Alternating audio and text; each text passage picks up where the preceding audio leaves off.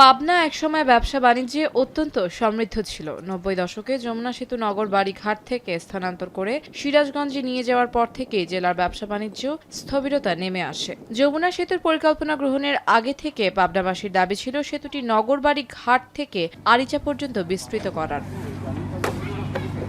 যমুনা সেতু হওয়ার পূর্বে পাবনা দিয়ে উত্তরবঙ্গের ১৬ জেলার সকল যানবাহন রাজধানী ঢাকায় যাতায়াত করত। বর্তমানে যমুনা সেতু দিয়ে যানবাহন চলাচল করলেও তাতে সময় ও অর্থ বেশি খরচ হচ্ছে।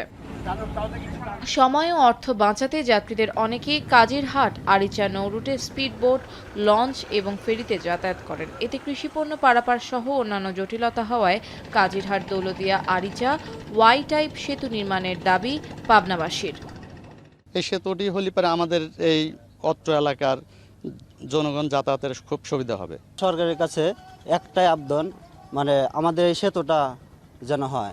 একই দাবি তুলেছে Pabna chamber of commerce, motor মালিক সহ বিভিন্ন সামাজিক ও ব্যবসায়ী সংগঠন।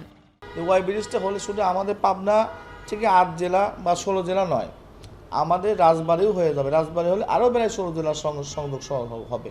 তার ৩২টা জেলা আমাদের কানেক্টিভিটি হবে সারা দেশের সাথে।